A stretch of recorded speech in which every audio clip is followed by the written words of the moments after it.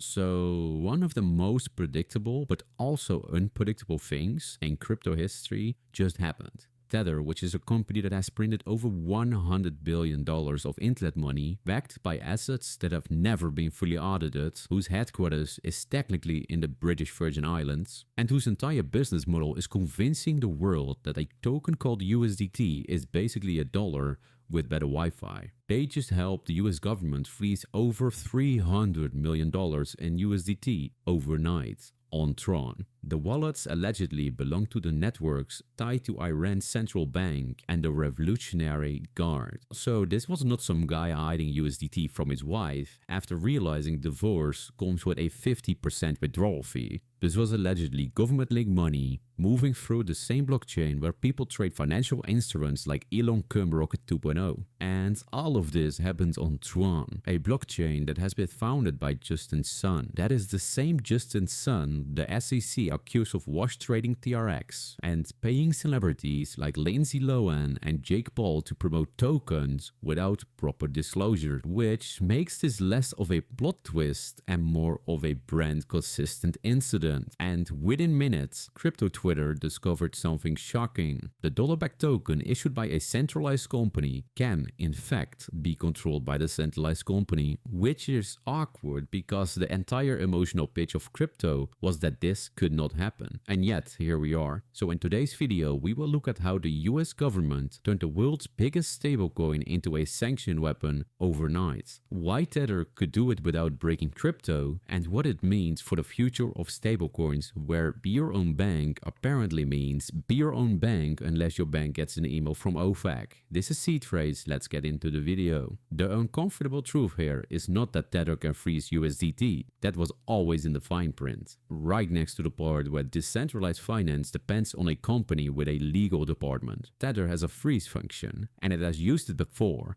but pressing the button is not the story here. The part that worries me is this. The US government just showed the world that stablecoins can become a sanctions weapon, not by banning crypto, not by shutting down Tron, but by using the one weakness every dollar stablecoin has. The dollar part. You see, for years, stablecoins were sold as a workaround to the banking system. No international wire transfer, where a compliance officer asks why the memo says consulting services for the 19th time. Just a wallet, a blockchain, and a dollar liquidity moving 24/7. But the US just proved that if the dollar moves through stablecoins, the dollar can still be controlled. It doesn't matter if you are a freelancer in Argentina or a sanctioned network in Iran, or maybe a 17-year-old playing a Dogecoin because a Telegram admin posted the "We Are Here" chart for the 7th time this week. They are all using the same basic idea. Dollars without the bank. But the US just reminded everyone, without the bank does not mean without the United States. Stablecoins were supposed to bring the dollar